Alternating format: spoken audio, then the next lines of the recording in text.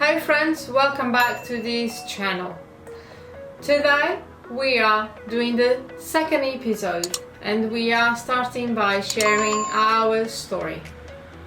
So we were just a normal couple with a dream of having a family. We travelled around. We travelled to Amsterdam and Mykonos in Greece and Paris for a romantic holiday. So I am a cardiac physiologist and I moved from London to Southampton, where Leon had a house in Southampton, and I was running an internet website an internet business online selling alternative health products.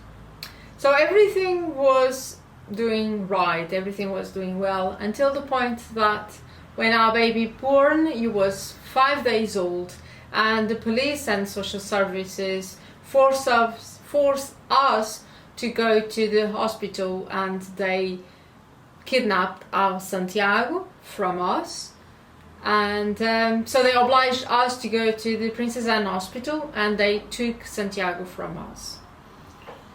Yeah, we couldn't believe what was happening. The police, the very people that we believe were there to protect us, were colluding against us and manipulating things to kidnap our son. So we saw that they were conspiring against us, and we saw that they were now interested in clarifying things. We wanted to explain why it seems there was a huge misunderstanding about several things, but we got to the point to understand that they did not want to care. They didn't care less about facts. All they wanted was our baby, and for that reason then we called. Yeah, we felt we needed some help, so we called the Chief Federal Judge David Miller and asked for his help with to try and get our son back. So what he said basically was that there were child trafficking worldwide, and we did need to go to public. We had to make the story public. We did see that in the family court everything was secret, where no witnesses were allowed, no facts are allowed in court. And about the media? The media were silenced. They wouldn't publicise anything in the UK about our story because they say there was injunctions to stop them. So, but we did see that they did not want the truth out there. They wanted to hide their crimes, and we had the power of the truth. And we felt definitely that we had to bring then the kidnapped of our son to the light of the public.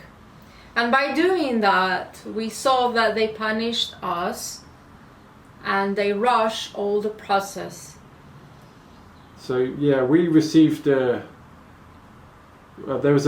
received an injunction from Justice Baker, and in that injunction it said, I'm quoting Justice Baker now, "It is important to stress, however, that no court has made any findings on those local authority allegations. There is a very real danger that by continuing with their current internet campaign, they will only achieve the very thing they profess to be trying to avoid: permanent separation from their son." So they made this injunction after we went public. Yeah, so we were punished because we went to public, because we asked for the help of the people. And at the same time that we went to public, we received message from other families telling us that they were going through exactly the same. They were sharing exactly the same lies, the way they were doing, trying to separate the couples, putting mothers into houses of CCTV, And we got to learn about as well the website of forced adoption from Ian Joseph, and the website is www.forcedadoption.com, and that's by Ian Joseph. And there's also another website which also taught us about what's going on, is www.medicalkidnap.com. So these websites and these were educating us into what's going on. So we knew that what's going on for us is what's happened. Our son is being kidnapped, and so on. So so we got many other cases for example, on this website, Medical Kidnapped. We saw that there was hundreds of people exactly having the same situation than us. It was not just us. There was no point to feel what happened to us. Why not to us? Because what happens to so many other families, because they were immigrants, like I was immigrant in UK, because they were single mothers, because they used that the parents, they were depressed. So they go and try to find the things that they can try to use as an excuse. Anything to justify them kidnapping the children they use against the families.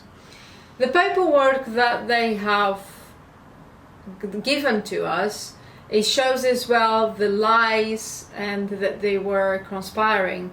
So it got to the point that the paperwork is so full of stupid details that you can see the logo is wrong.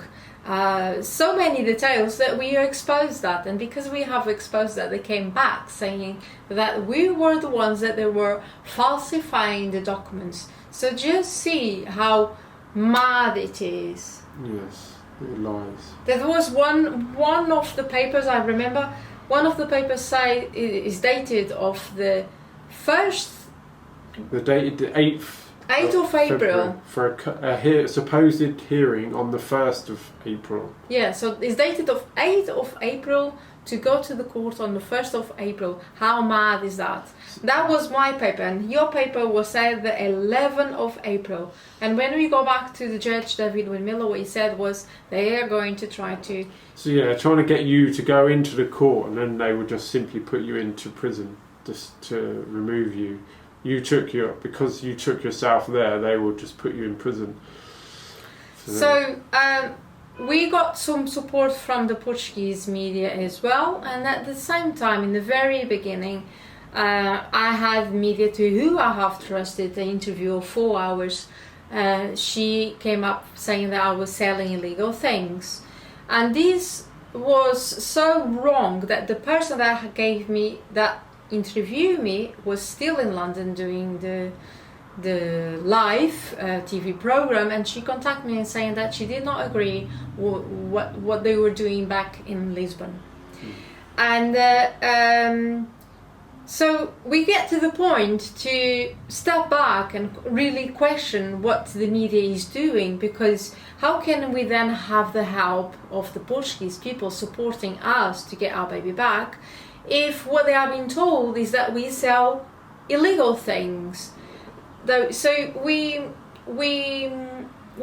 then, but at the end, so this came up in May 2016, and I carried on doing the exposure in Portugal, and it is massive with a huge documentary in October 2016, and everyone can really understand what happened. We got many people that flew out from UK, but this to say that we understand now that the people, they rather not see the things how they are, and because of the cognitive dissonance, they accept and they want to see that the government is not child trafficking. Yeah, they'd rather accept the lies because the facts are too uncomfortable, too horrific, too horrifying to accept. So the people, they rationalize that if they don't have the child, then it is because there is their own fault, because the social service, they just don't take children just like that. Yeah.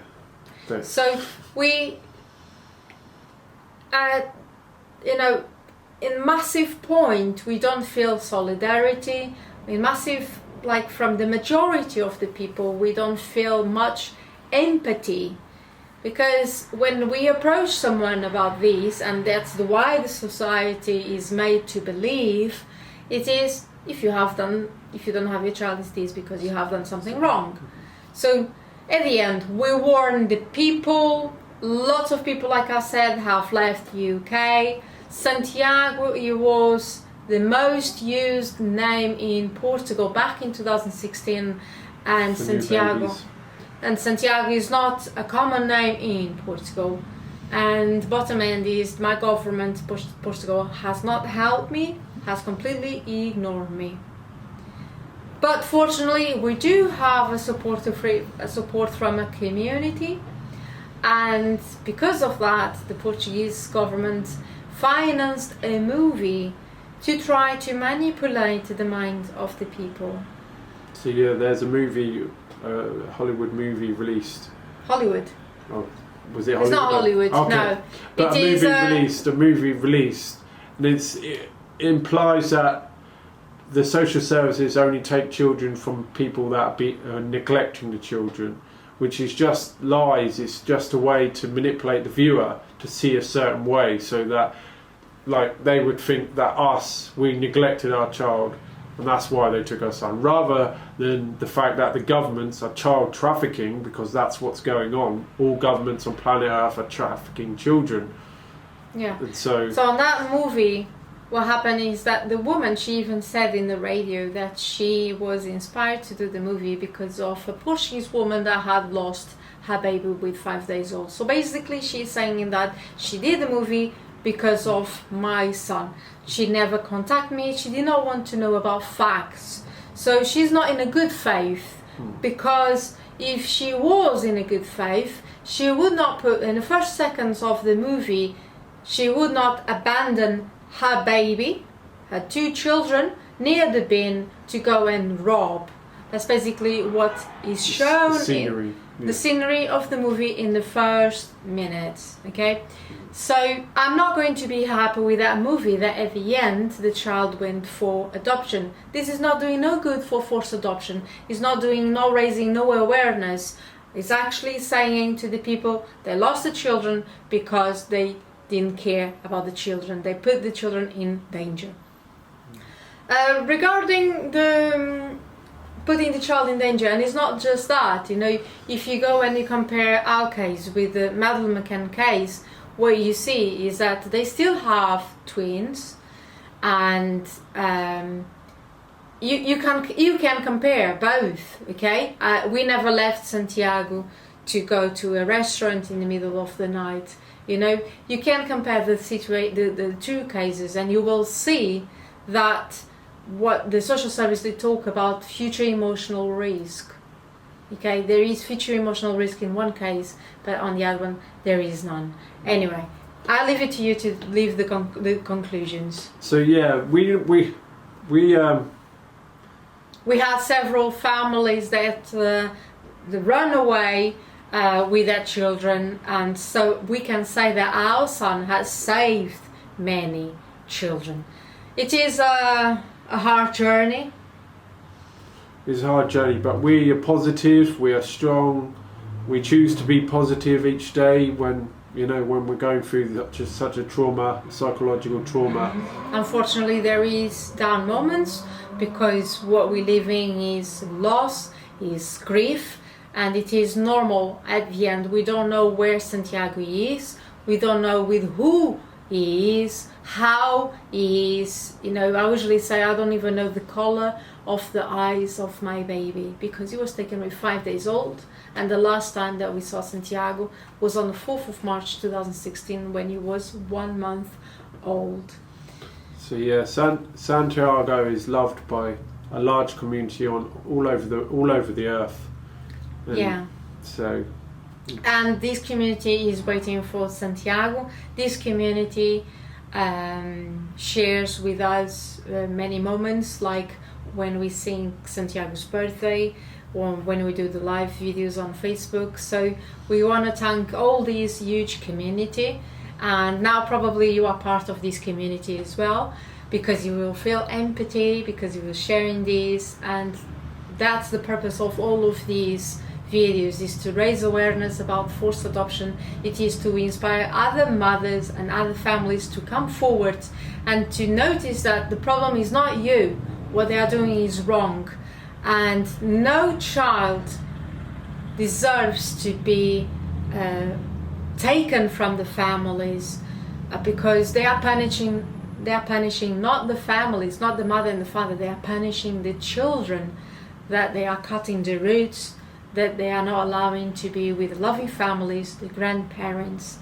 So thank you for watching, and see you on the next Monday at 7 p.m. Thank you. Thank you for watching. Bye for now. Bye bye.